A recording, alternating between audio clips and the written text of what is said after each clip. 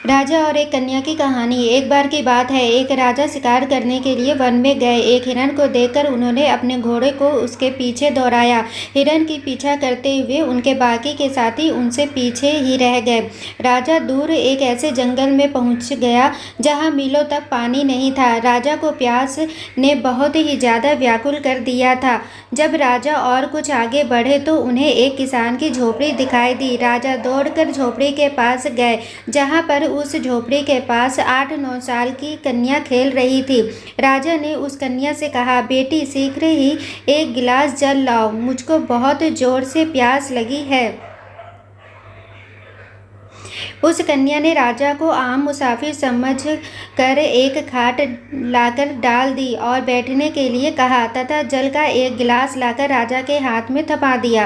राजा ने देखा कि पानी में तिनके पड़े हुए हैं, जिनको देखकर राजा को बहुत क्रोध आया और उसी आवेश में आकर उस कन्या से कहने लगे कि तुम्हारे पिता कहाँ हैं? कन्या ने उत्तर दिया, मिट्टी को मिट्टी में मिलाने गए हैं। राजा को लड़की पर और ज़्यादा क्रोध आया, परंतु प्यास लगी थी, जल पीना था, इसलिए राजा ने क्रोध को दबाकर कहने लगे कि और साफ जल लाओ। वह कन्या जल लाने के लिए फिर से झोपड़ी के अंदर गई।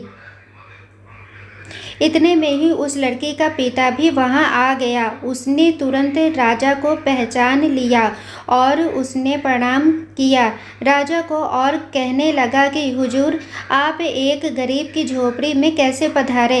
राजा कहने लगा कि मैं शिकार के लिए वन में आया था, अपने साथियों से बिछड़कर दूर आ गया हूँ। मुझे बहुत जोर की प्यास लगी थी।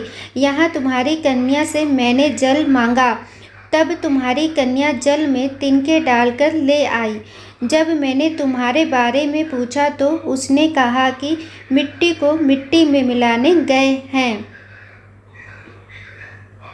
कन्या के पिता कहने लगे, हुजूर, कन्या ने ठीक ही उत्तर दिया है।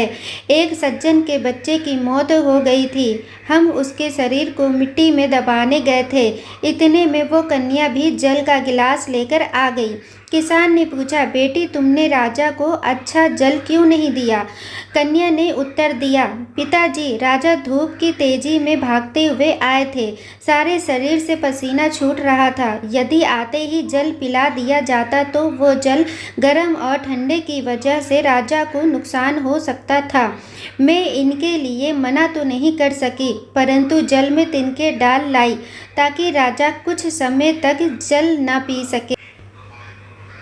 राजा कन्या की चतुरता को देखकर बहुत प्रसन्न हुए और अपने गले से बहुमूल्य हीरो का हार उस कन्या के गले में डाल दिए।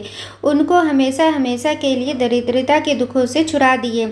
जब यहाँ का राजा भी प्रसन्न होकर यहाँ के दुखों से हमें छुड़ा देता है तो फिर परम पिता परमात्मा राजी हो जाए तो फिर किसकी सामर्थ्य है जो हमको किसी प्रकार का कष्ट दे सके। परंतु परमात्मा को प्रसन्न करने के लिए सच्चे प्रेम की आवश्यकता है। अनेक जप तप योग्य यज्ञ करने से परमात्मा में स्नेह नहीं हो सकता है।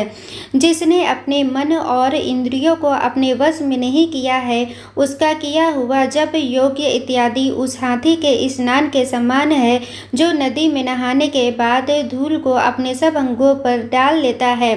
दो बातों को कभी भूल मत, जो चाहे कल्याण, नरार एक मौत को दूजे श्री भगवान। दोस्तों, आशा करती हूँ कि आप लोगों को यह कहानी ज़रूर पसंद आई होगी। कहानी पसंद आई हो तो प्लीज़ चैनल को लाइक शेयर एंड सब्सक्राइब करें। Thanks for watching.